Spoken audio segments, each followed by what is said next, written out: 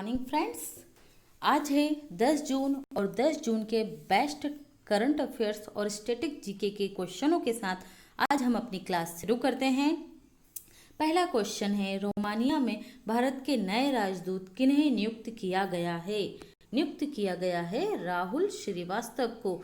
Rahul Srivastava 1999 batch के IFS अधिकारी हैं। आईएफएस का मतलब होता है इंडियन फॉरेन सर्विस। ये किसका स्थान लेंगे? ये थार लूरा दारलोंग का स्थान लेंगे। थार लूरा दारलोंग रोमानिया के राजदूत थे। ये इनके स्थान पर राहुल श्रीवास्तव को अपॉइंट किया गया है। देखिए, यहाँ पर बात आई है राजदूत की। हम राजदूत बोल रहे हैं। राजदूत उन देशों में हमारे जो राजदूत नियुक्त होते हैं जो कॉमनवेल्थ कंट्रीज नहीं है, वहाँ राजदूत बोला जाएगा।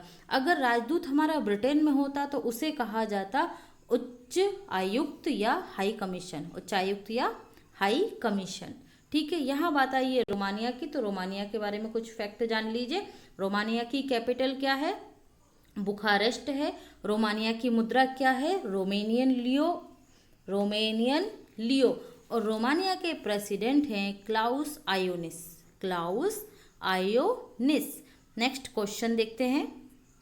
किस केंद्रीय मंत्री ने कोविड-19 के लिए कोविड बीप ऐप लॉन्च किया है? ये लॉन्च किया है जितेंद्र सिंह ने।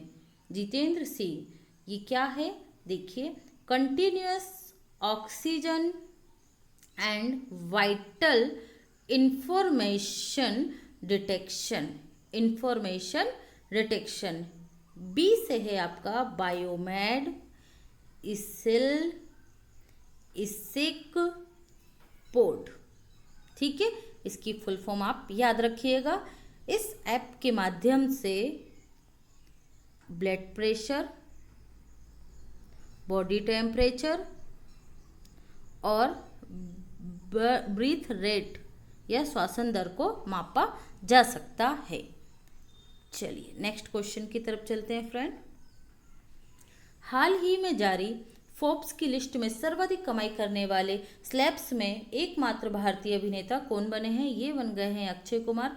फोर्ब्स की सूची में इन्हें 52वां स्थान प्राप्त हुआ है। 365 करोड़ की संपत्ति, 365 करोड़ की कमाई के साथ। देखिए फ्रेंड्स, इससे पहले भी खिलाड़ियों की एक लिस्ट जारी की गई थी जिसमें विराट कोहली को 66 रैंक मिली थी, 66वां स्थान। और इसमें टॉप करा था रोजर फेडरर ने। रोजर फेडरर ने। बात करते हैं यहाँ पर फोर्ब्स की। फोर्ब्स यह एक बिजनेस मैगजीन है। इसकी स्थापना 1917 में हुई थी। वर्तमान में इसके एडिटर एंड चीफ्स हैं स्टीव फोर्ब्स। Steve Forbes. ध्यान रखिएगा फ्रेंड्स सारी इंफॉर्मेशन। राजकौशल पोर्टल का शुभारंभ किस राज्य सरकार द्वारा किया गया है? यहाँ में स्प्रिंट हो गया। इसका आंसर है राजस्थान सरकार द्वारा। राजस्थान सरकार द्वारा केंद्रीय सूचना और प्रौद्योगिकी मंत्रालय के हेल्प से ये पोर्टल डेवलप किया गया है। इस पोर्टल की हेल्प से जो प्रवासी श्रमिक हैं उनको रोजगार प्राप्त किया जाएगा। आप लोगों ने देखा होगा लॉकडाउन के समय प्रवासी मजदूरों की हालत कितनी ज़्यादा खराब हुई। इसलिए सभी राज्य सरकारों द्वारा अपने अपने स्तर पर उन्हें रोजगार प्रदान करने के लिए विभिन्न प्रकार के ऐप और पोर्टल बनाए जा रहे हैं जिससे उन्हें फैसिलिटी आसानी से मिल सके। यहाँ बात आई है राजस्थान की, तो राजस्थान की कैपिटल क्या है? जयपुर है, जिसे पिंक सिटी और भारत का पेरिस भी कहा जाता है।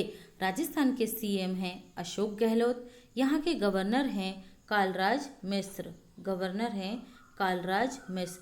राजस्थान उच्च न्यायालय के मुख्य न्यायाधीश हैं इंद्रजीत मोहंती। इंद्रजीत मोहंती। याद रखिएगा फ्रेंड्स। आगे बढ़ते हैं। किस राज्य के द्वारा प्लांट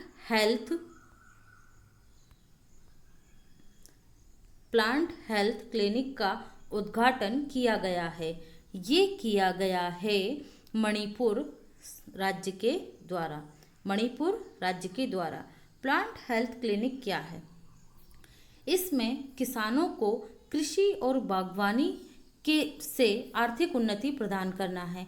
इसमें किसानों को उनके जो प्लांट होते हैं किस प्रकार के बीज उन्हें उपयोग करना चाहिए, किस प्रकार के पौधे उपयोग करना है, इसके बारे में जानकारी प्रदान की जाएगी। इसके साथ ही एक सॉइल टेस्ट मोबाइल वैन का भी उद्घाटन किया गया, जो स्वचालित एक लैब होगी जिसमें मिट्टी की गुणवत्ता और उसमें किस प्रकार के फर्टिलाइजर्स का उपयोग करना है, इसके बारे में जानकारी किसानों को दी जाएगी।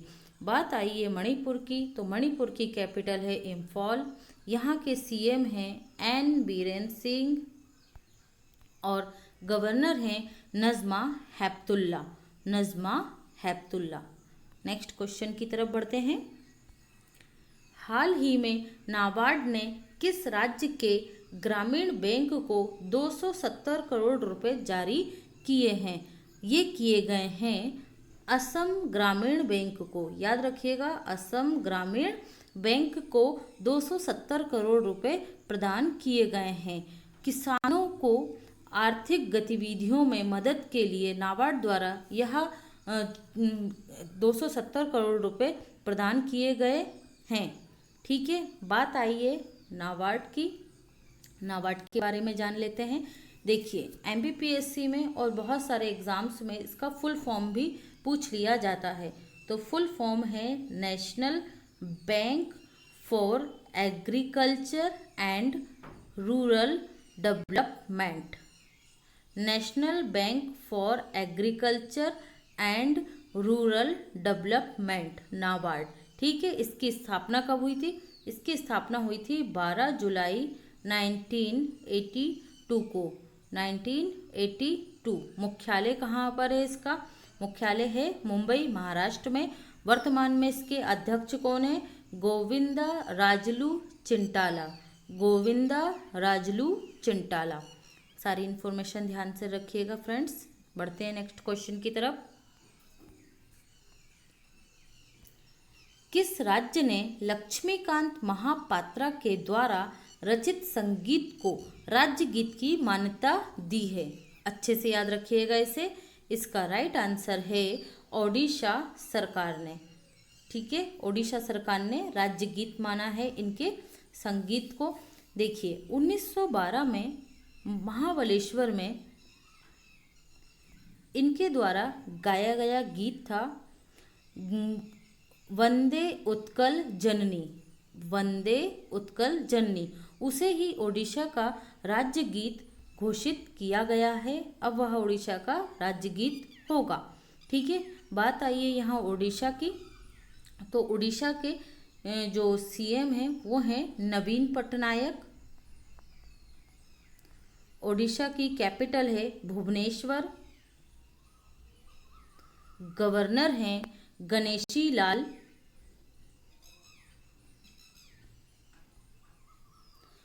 हाल ही में ओडिशा चर्चा में रहा था। यहाँ पर ओडिशा और पश्चिम बंगाल में कौन सा तूफान आया था? अम्फान आया था। ठीक है, अम्फान तूफान से हुई क्षति के लिए केंद्र द्वारा ओडिशा को 500 करोड़ रुपए की हेल्प की गई थी और बंगाल को 1000 करोड़ रुपए की हेल्प की गई थी। ध्यान रखिएगा। हाल ही में रूस की किस नदी में तेल टैंकर गिरा है, या तेल का जो टैंकर था वो नदी में छलक गया है? ठीक है, तो ये कौन सी नदी है भाई? अबरनाया नदी। ध्यान रखिएगा। इस नदी पर ये जो तेल छलका है, इसकी इतनी मोटी परत है कि इसको 10 से 12 साल लग जाएंगे उस नदी से परत हटने के लिए।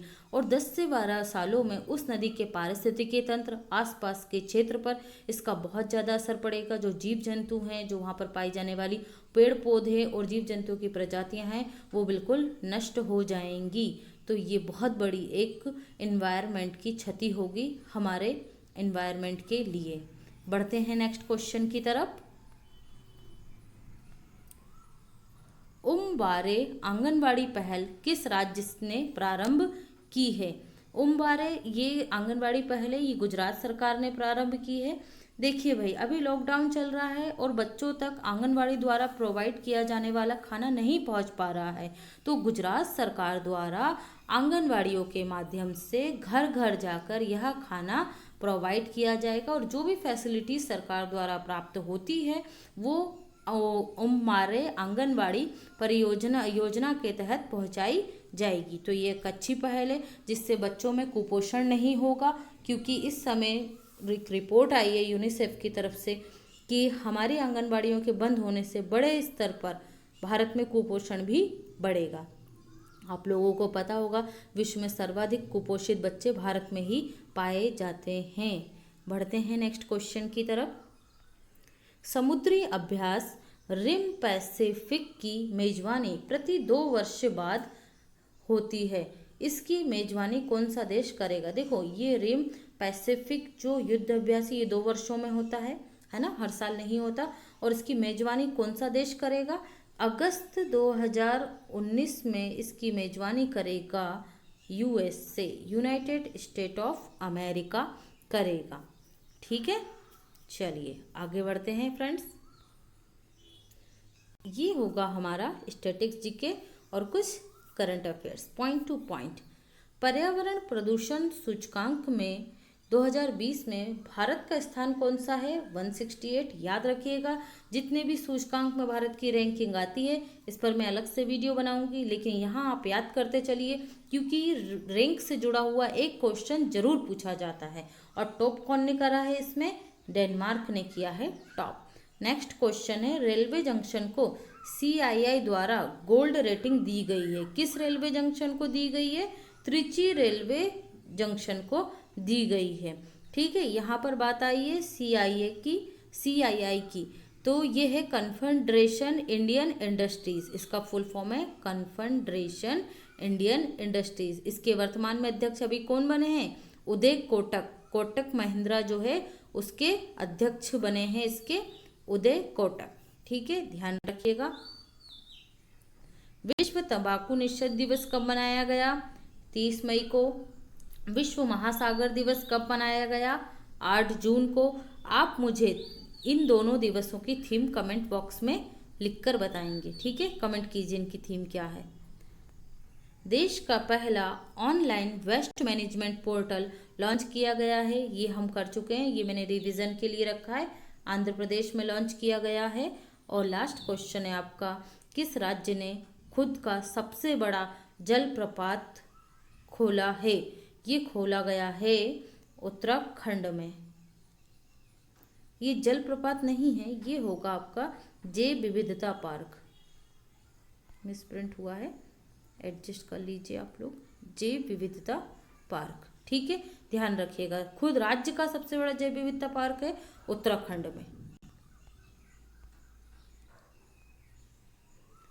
Thank you for watching this video.